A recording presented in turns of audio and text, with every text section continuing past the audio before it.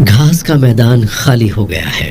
यहाँ की घास, पानी, हवा सभी कुछ बिल्कुल सूख गया है। यहाँ तक कि विल्डबीस्ट भी कब के यहाँ से चले गए। एक महीने पहले माँ शेरनी काली ने पत्थरों के बीच एक दरार में 2 बच्चों को अकेले जन्म दिया। गर्मियों के सूखे मौसम में जन्म लेने वाले उपेपो और म्वावई आज पहली बार बाहर की दुनिया का नजारा देख रहे हैं।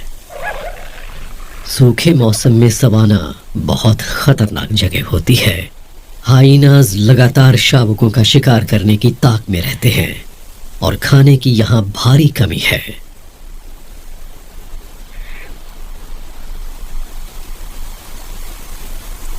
आखिर सारा परिवार कहाँ चला गया? उनके बिना तो ये अकेले इन बच्चों की सुरक्षा नहीं कर पाएगी। इसे 1 महीना हो गया कुछ भी खाए हुए। अब तो ये बच्चों के लिए उतना दूध भी नहीं बना पा रही है। खाने की कमी के कारण बच्चों के बाल झड़ने शुरू भी हो गए हैं। इसे जल्द ही कुछ करना होगा।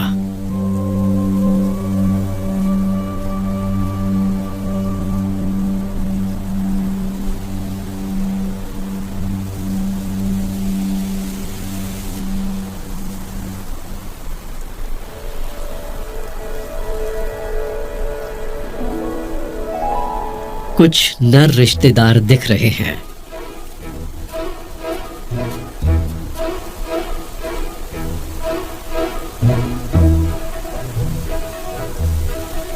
ये उपेपो और मावई दोनों को इनके पिता सिम्बा के पास ले जाती है, लेकिन वो अपने सबसे छोटे बेटों पर कोई प्यार नहीं लुटाता, जैसे कि कई परिवारों में आम देखने को मिलता है। 4 शेर, 8 शेरनियां और उनके बच्चों सहित इस झुंड की गिनती 20 से भी ज्यादा है, दूसरे ज्यादातर परिवारों से दुगनी। ये अच्छा है कि बच्चे यहाँ सबके साथ मिलजुल कर रहते हैं, लेकिन मुश्किल ज्यों की त्यों है। सूखे के मौसम में सबकी भूख बढ़ रही है।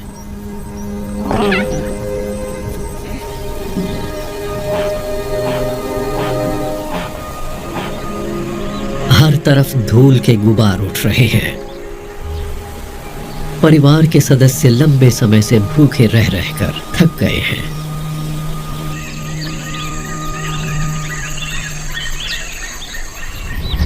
काली उठ गई। इसे जरूर कुछ सुनाई दिया है। शेरों को हल्की आवाजें भी 2 किलोमीटर दूर से सुनाई दे जाती हैं। वॉर्टहॉग्स, ये इनका मनपसंद शिकार तो नहीं है, लेकिन इस सूखे के मौसम में इन्हें जो मिले उससे काम चलाना पड़ेगा। ये इतना तेज कैसे दौड़ लेते हैं? शिकार के सफल होने के लिए इन्हें शिकार के पास आने तक छुपे रहना चाहिए, लेकिन गर्मी के मौसम में सूखी घास में ये भी मुमकिन नहीं है। आज खाने को कुछ नहीं है, तो इन्हें अपनी भूख पानी पीकर ही मिटानी पड़ेगी।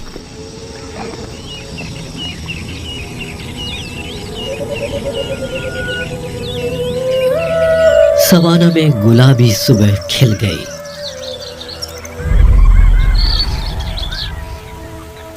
उपेपो और मावई सबसे पहले उठ गए।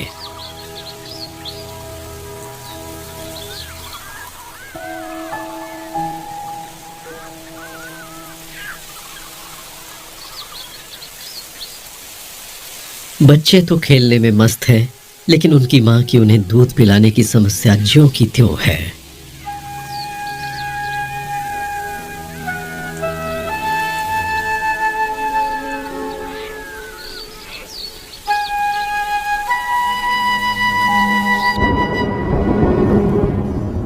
मौसम अजीब तरह से बदल रहा है।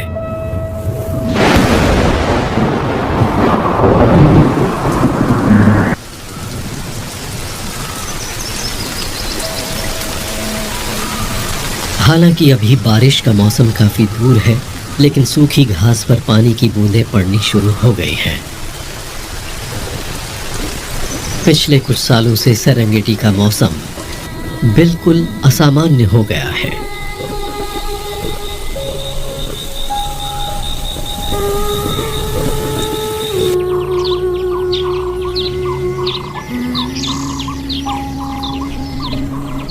सुबह सुबह का समय, शेरों को एक मरा हुआ हिप्पो मिल गया है। भूख के आगे नाम, इज्जत, नियम, कानून कुछ मायने नहीं रखता। लेकिन काली ने उसे मुंह नहीं लगाया। उसे चिंता है कि सड़ता हुआ पुराना मांस खाने से कहीं उसका दूध खराब ना हो जाए।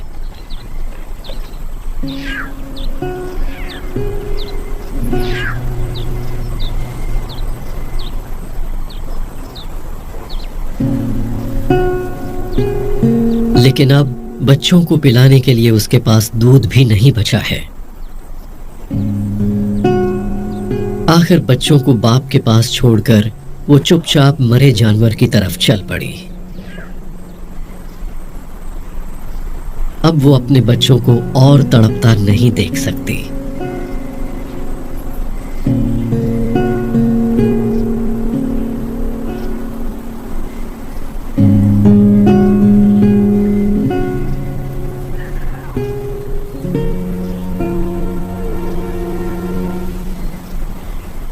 मावई और उपेपो की निगरानी उनके बड़े भाई कर रहे हैं।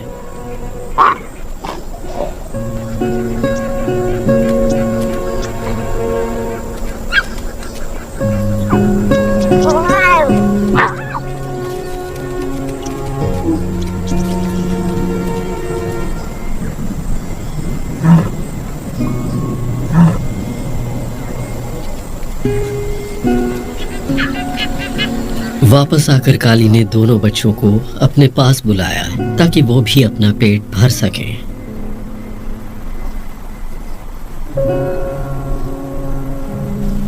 उसे ये चिंता थी कि सड़ा हुआ मीट खाने से उसका दूध खराब हो गया है और वो लगातार बच्चों पर नजर रखती है कि कहीं वो बीमार न हो जाए। लेकिन दोनों बच्चे देखने में बिल्कुल ठीक लग रहे हैं।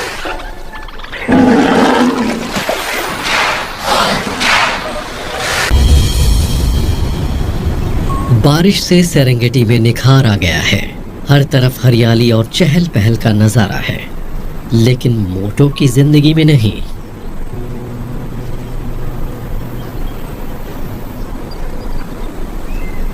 नर चीता अकेले ही रहते हैं। अकेलापन ही उनका परिवार और साथी है। इस दूर दूर तक फैले मैदान में उसे सिर्फ खुद पर ही निर्भर रहना होगा। एक जंगली चीता की यही जिंदगी है।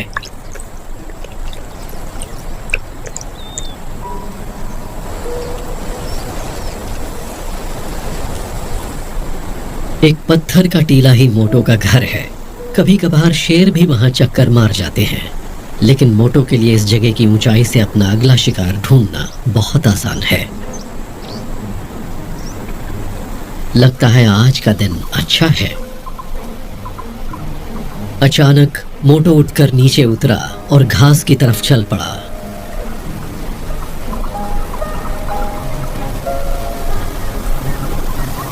एक खूबसूरत सी मादा चीता दिखी, न्योटा। न्योटा इस अजनबी से बहुत इम्प्रेस्ड नहीं है, लेकिन मोटो को तो पहली नजर में ही प्यार हो गया।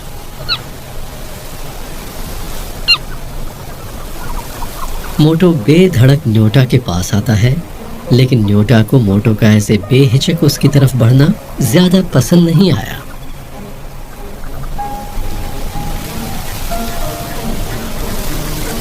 वो उससे नजर नहीं हटा पा रहा। न्योटा उसके इस तरह पीछे पड़ने से झुंझला जाती है और उसे दुत्कार देती है।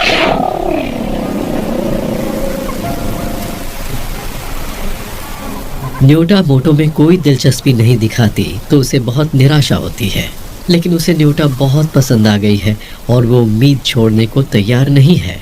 वो अपने टीले के पास जाकर वहीं से न्योटा को निहारता है, पर बैठे बैठे उसे नींद आ गई।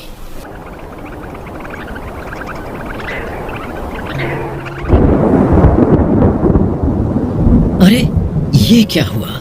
पता नहीं वो उस नर्म धूप में कितनी देर सोता रहा और इधर न्योटा गायब हो गई।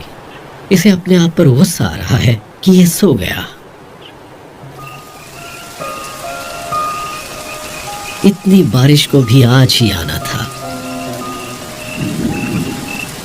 आखिर न्योटा गई कहाँ? मोटो बहुत बेचैन हो गया। उसे न्योटा को जल्दी ढूंढना होगा, इससे पहले कि उसकी खुशबू बारिश के पानी से धुल जाए।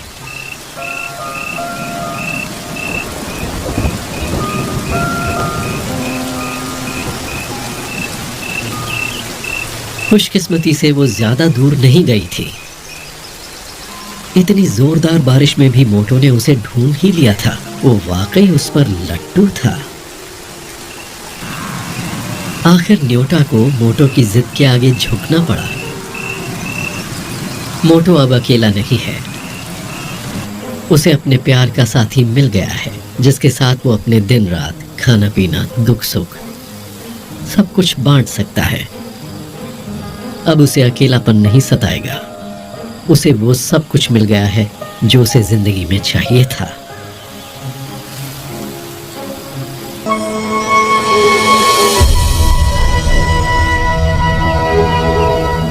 क्या दो प्यार करने वालों को मिलाने में किस्मत का हाथ होता है? मोटो और न्योटा आखिर पहले दोस्त, फिर प्रेमी और फिर एक परिवार बन जाएंगे। न्योटा मोटो के पास लेट गई। उसकी सारी हिचक खत्म हो गई है। अब वो मोटो के साथ परिवार शुरू करने को तैयार है।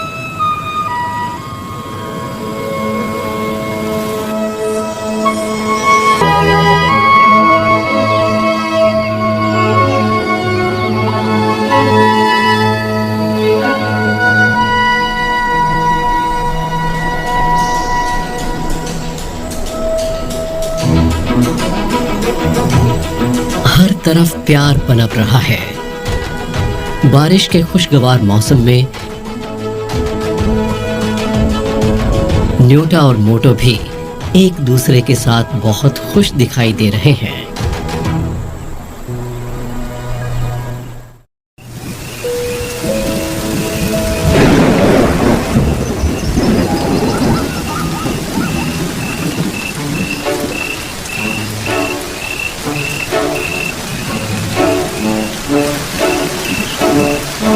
इस शावक ने अपने छोटे से जीवन में इससे पहले कभी बारिश नहीं देखी। इसके लिए तो ये सब कुछ बिल्कुल नया है। बारिश के रुकते ही गीली मिट्टी पर नई घास उगनी शुरू होगी और शाकाहारी जानवर बढ़ जाएंगे। जानवरों के प्रजनन का समय आ गया है। बस कुछ ही दिनों की बात है।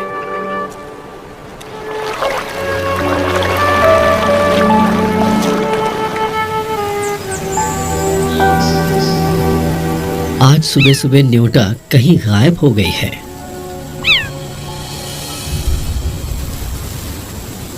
उसकी गंध तो अभी भी आसपास है, तो फिर वो चली कहां गई?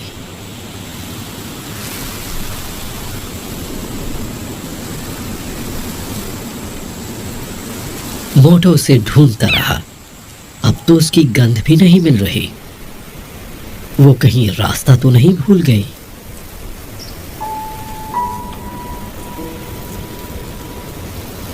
मोटो ने न्योटा को ढूंढने में कोई कसर नहीं छोड़ी।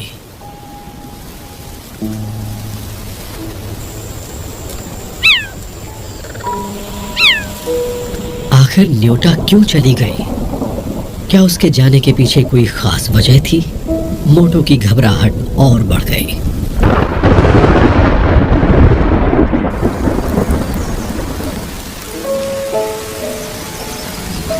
मोटो को अभी भी न्योटा नहीं मिली।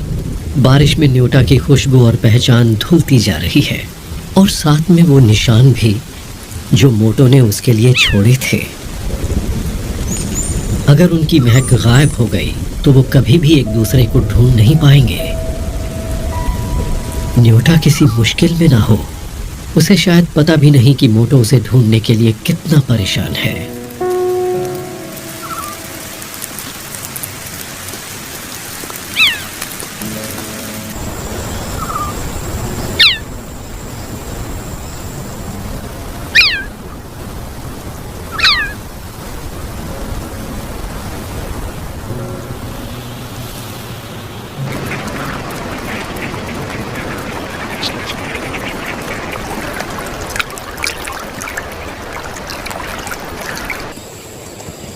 बारिश के बाद अकेशिया का जंगल नए जीवन से तरोताजा हो गया।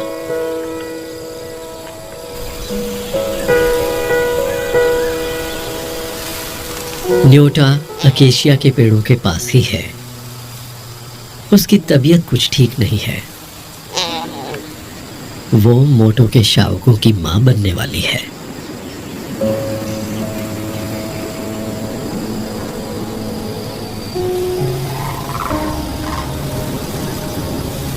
मोटो को न्योटा को ढूंढते हुए अब कई दिन बीत गए हैं।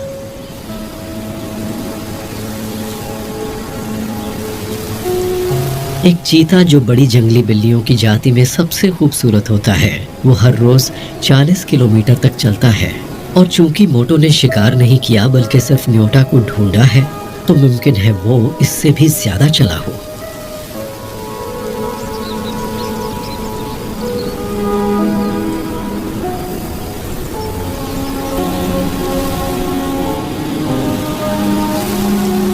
न्योटा का कोई सुराग नहीं मिला और सवाना के फैलाव का कोई अंत नहीं है।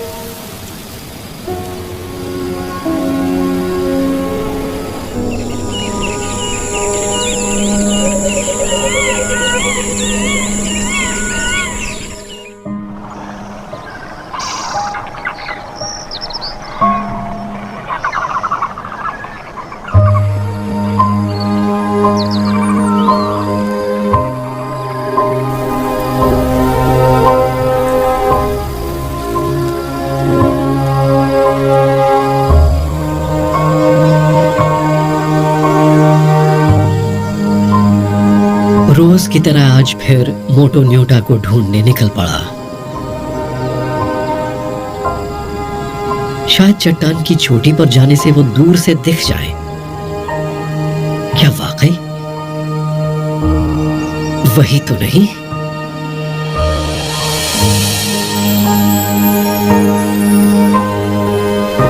मोटो तेजी से भागा। उसकी खुशी का कोई ठिकाना नहीं है।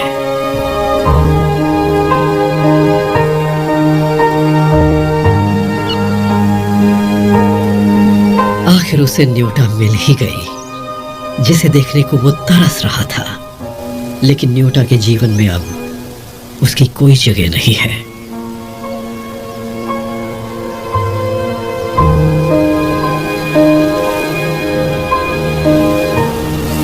मां बनने के समय अपने साथी से दूर हो जाना और जब बच्चे बड़े हो जाएं तो उन्हें भी त्याग देना, यही एक मादा चीता की जिंदगी है।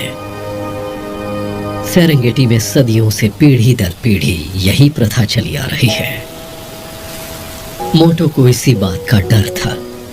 उसने बहुत कोशिश की, लेकिन न्योटा अपने फैसले से टस से मस नहीं हुई। मोटो के हाथ में अब कुछ भी नहीं था।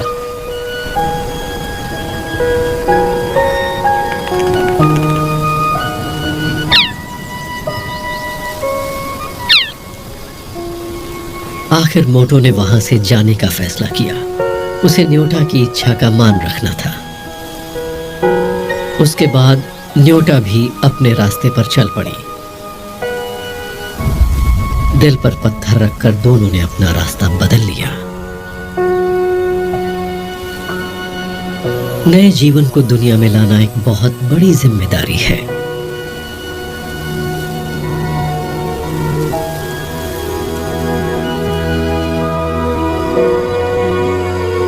मोटो जाकर टीले पर सबसे ऊंची जगह पर बैठ गया और उसे देर तक जाते हुए देखता रहा।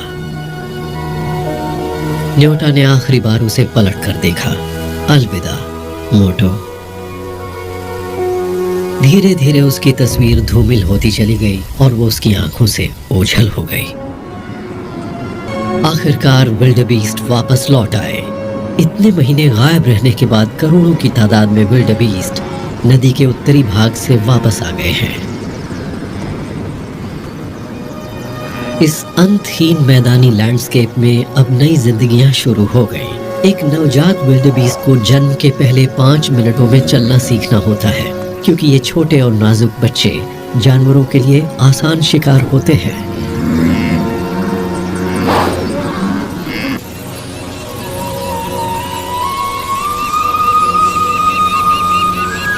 सेरेंगेटी में अगली पीढ़ी की शुरुआत हो गई है।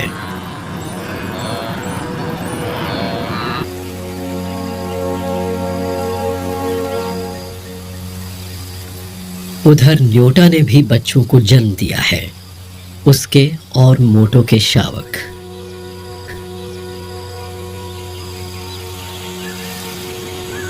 उसने पानी के एक कुंड के पास अपना घर बनाया है।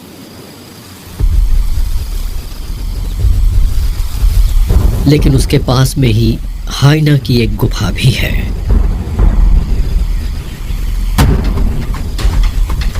न्योटा जल्दी से पास की झाड़ियों के अंदर गई।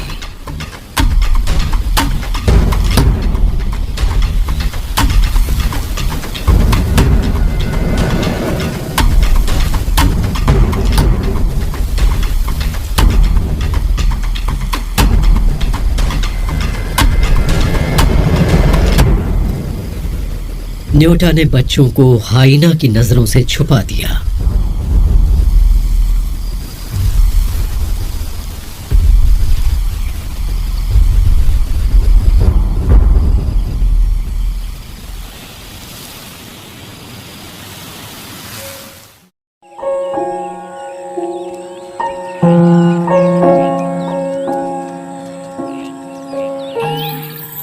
खुले मैदानों में विल्डबीस्ट और ज़ेब्रा की भीड़ जमा हो गई है।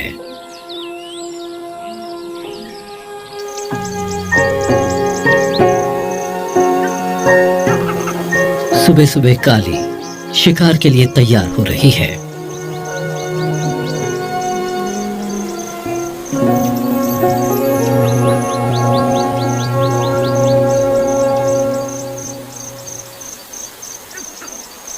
उसके शिकार से वापस आने तक बच्चों को छुपे रहना होगा।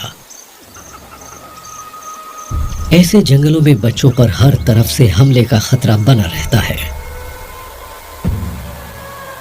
काली और झुंड की बाकी बड़ी शेरनियां विल्डबीस्ट की तरफ चल पड़ी। आज इनका बड़ा भाई भी इनके साथ है। हमले का पहला चरण है अपने शिकार को अच्छी तरह चुनना। फिर दूसरा चरण है उसकी तरफ बिना देखे बढ़ना।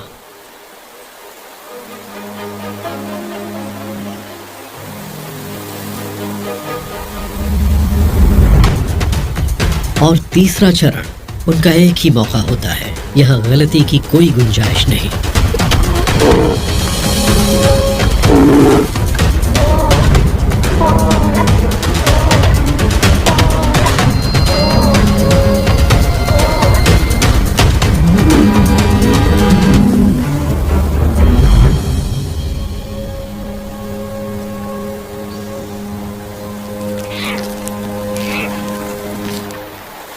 शेर अपने परिवार के साथ बहुत जुड़े होते हैं। वो उन सब के साथ खाना बांटकर खाते हैं, चाहे उन्होंने शिकार में हिस्सा लिया हो या नहीं।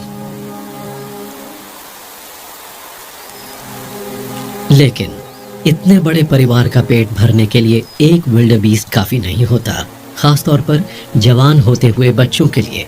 उन्हें तो इस उम्र में जितना भी खाने को मिले उनके लिए कम पड़ता है। वो ये मुश्किल से मिला खाना गिद्धों के हाथ नहीं पड़ने दे सकते। लिहाजा एक भाई ने उनका पीछा करके उनसे अपना हिस्सा वापस छीन लिया।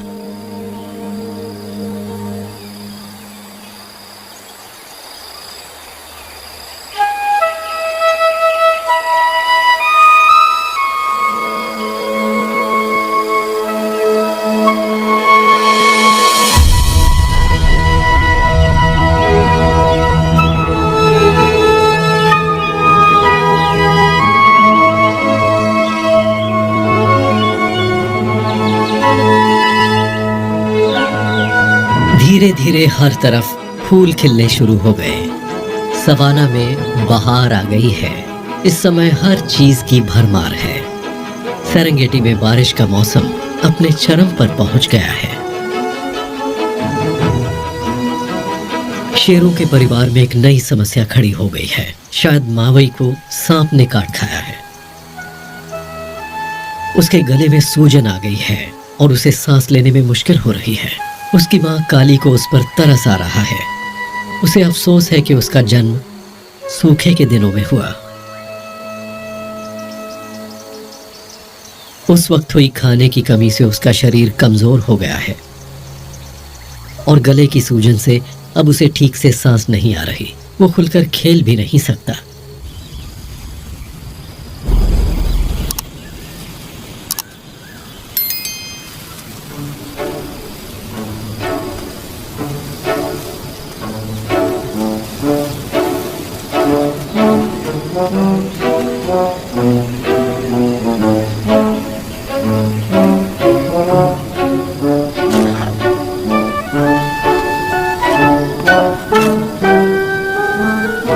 न्योटा पहले से काफी कमजोर हो गई है। 4 बच्चों का ख्याल रखने और उनका पेट भरने के चक्कर में वो खुद अच्छी तरह खा नहीं पाती और अब तो इस सूखी बंजर जगह पर किसी की परछाई तक नहीं दिखती। वो अपने बच्चों को झाड़ियों में छुपाकर आगे बढ़ी। लगता है उसे कोई शिकार दिख गया। वो तेजी से आगे बढ़ी, लेकिन आखिर उस खरगोश के लिए भी ये जीने मरने का सवाल था। चीता दुनिया का सबसे तेज जानवर है, लेकिन वो भी उस स्पीड पर लगातार 5 मिनट से ऊपर नहीं रह सकता। तो उसका शिकार उन्हीं 5 मिनटों में पकड़ा जा सकता है।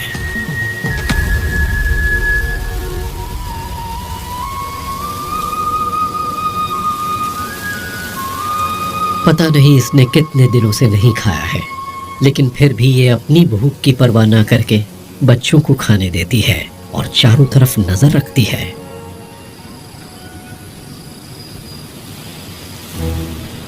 अचानक उसे कुछ दिख जाता है। वो बच्चों को पीछे छोड़कर वहां से तेजी से भाग निकलती है। एक शेरनी।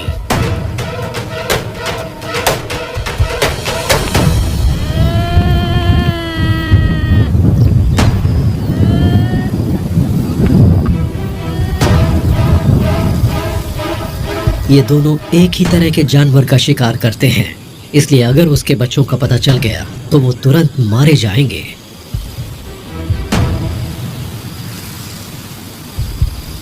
न्योटा शेरनी को बच्चों से दूर ले जाने की कोशिश करती है।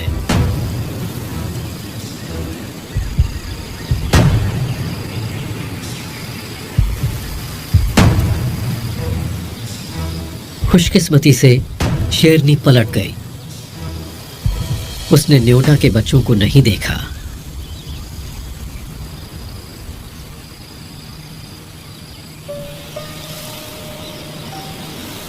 न्योटा ने वहां से कहीं और चले जाने का फैसला किया। आज वो और उसके शावक बाल बाल बच गए, लेकिन हर बार किस्मत उनका साथ नहीं देगी। बस शेरनी को पता चलने की देर है।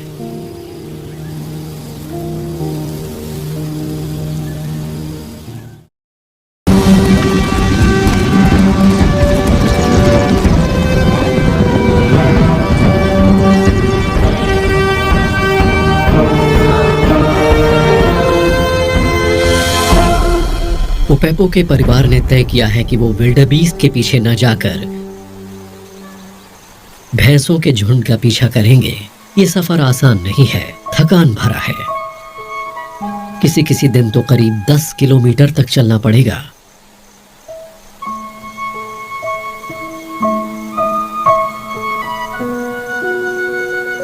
सांप के काटने से मावे की हालत पहले से बदतर हो गई है। उसकी एक आंख खराब हो गई है और कई जगह से उसके बाल गिरने शुरू हो गए हैं। इतने लंबे सफर की मेहनत उसका शरीर नहीं झेल पा रहा है।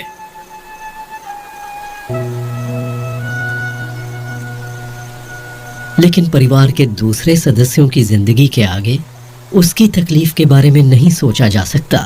उन्हें बढ़ते रहना होगा। मावई धीरे धीरे पीछे छूटता जा रहा है। अगर वो परिवार के साथ नहीं रहा तो भूखा रह जाएगा। काली पीछे पलट कर देखती है, लेकिन उसे मावे कहीं नहीं दिखता। देखकर बहुत दुख होता है, लेकिन कुछ किया नहीं जा सकता। बाकी के परिवार की खातिर उन्हें चलते रहना होगा। मावे आखिर वहीं जमीन पर बैठ गया। परिवार की सुरक्षा और मां की गोद का आराम आखिर उससे दूर होता चला गया।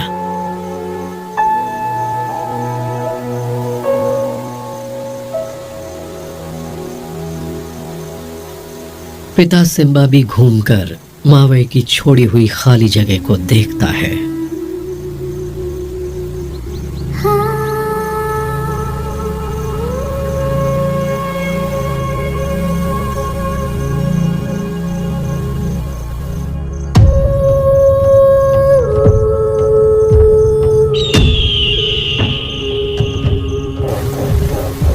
मावे के छूट जाने के बाद अब पिता सिम्बा की चाल भी धीरे धीरे ढीली हो गई है।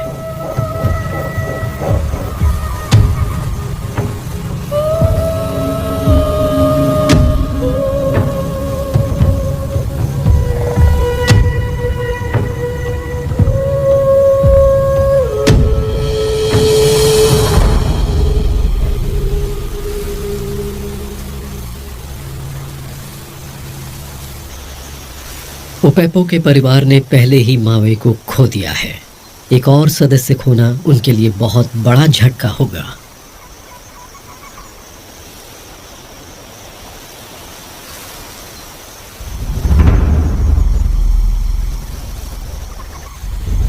एक हफ्ते बाद इन्हें भैंसों का झुंड मिल गया है। 1 टन से भी ज्यादा भारी इन भैंसों का शिकार बहुत ही मुश्किल होता है, लेकिन शेरों के पास इन्हें पकड़ने के अलावा और कोई रास्ता भी नहीं है। एक भैंसे को मारने के लिए सिर्फ शेरनियों की ताकत काफी नहीं होगी, इसलिए आज झुंड के जवान बच्चे बहुत बड़ी भूमिका निभाएंगे।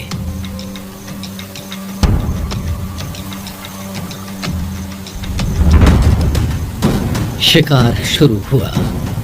मादा काली शिकार को उस तरफ खदेड़ती है जहां बाकी सदस्य छुपे हैं। भैंसे को काबू में करने के लिए उन्हें उसकी रीढ़ की हड्डी पर हमला करके उसे बेकार करना होगा।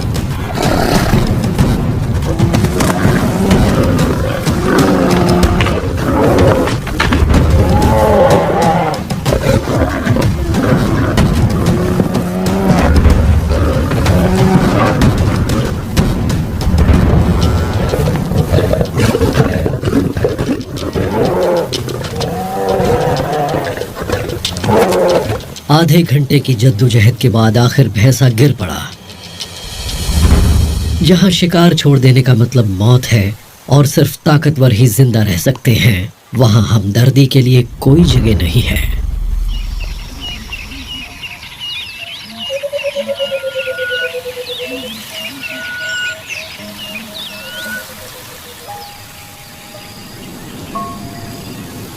मोटो बहुत दूर निकल आया है। झील पूरी तरह सूख गई है और जिंदा जानवरों का कहीं कोई नामो निशान नहीं है। मोटो अब फिर से अकेला जीने लगा है। अब वो फिर से अकेला खाता है, अकेला पीता है, जैसे न्योटा के मिलने के पहले रहता था।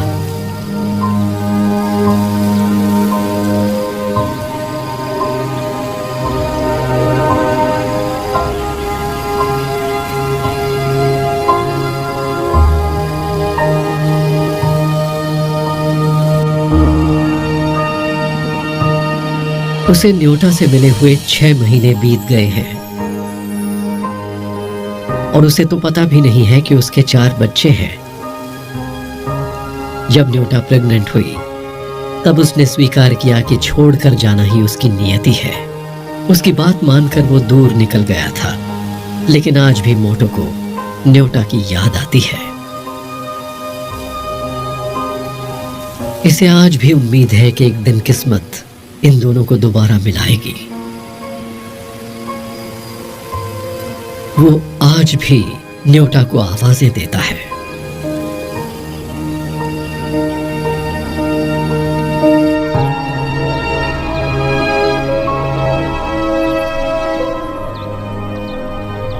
ओपेपो के परिवार को एक छोटी सी पहाड़ी में शरण मिल गई है, जहां से उन्हें सब कुछ साफ दिखाई देता है। मुश्किल सफर खत्म हो गया है।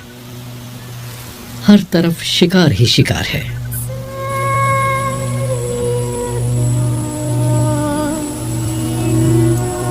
पिछले कई सालों से सेरेंगेटी का मौसम धीरे धीरे गर्म होता जा रहा है। यहाँ तक कि सवाना के राजा शेर भी इस गर्मी को झेल नहीं पा रहे हैं। जैसे जैसे तापमान बढ़ता है, शेर जल्दी थकना शुरू हो जाते हैं। काली एक गड्ढा खोदकर गर्मी से बचने के लिए उसमें अपना सिर डाल देती है। हालांकि शेर बहुत सफाई पसंद होते हैं, लेकिन इतनी गर्मी में इसके अलावा इनके पास कोई और चारा नहीं है। वैसे तो बारिश के मौसम में रोज बारिश होनी चाहिए, लेकिन यहां एक हफ्ते से बारिश नहीं हुई है।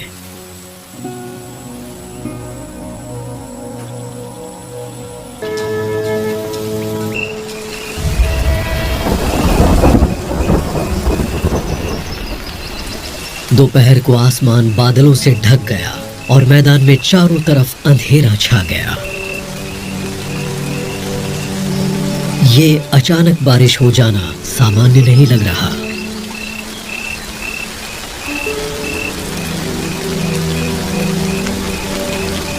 हालांकि वर्षा ऋतु में लगातार तेज बारिश होना आम बात है, लेकिन इस तरह अचानक मूसलाधार बारिश होना अजीब है।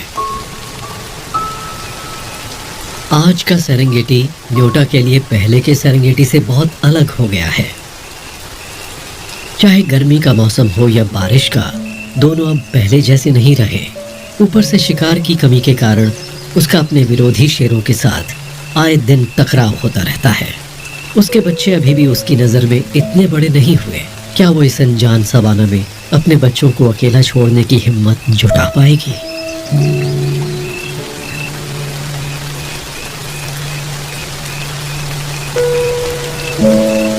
गर्मी से राहत तो मिल गई, लेकिन ये बेमौसमी बारिश बंद होने का नाम ही नहीं ले रही।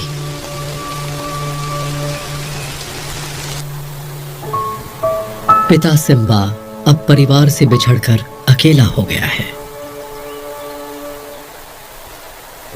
पैर से घायल होने के कारण वो पीछे रह गया। ओपेपो के परिवार ने पिछले साल भर में 240 किलोमीटर का सफर तय कर लिया है। सिम्बा ये समझता है कि इस घायल पैर के साथ वो अब अपने परिवार की रक्षा करने के लायक नहीं रह गया। उसका वक्त अब पीछे छूट गया। कभी वो भी एक बांका जवान और ताकतवर शेर था, जो अपने परिवार और बच्चों के साथ खुश था, अपने झुंड को एकजुट और सुरक्षित रखता था। आज उसने उसी परिवार के लिए सब छोड़कर अकेले रहना मंजूर कर लिया।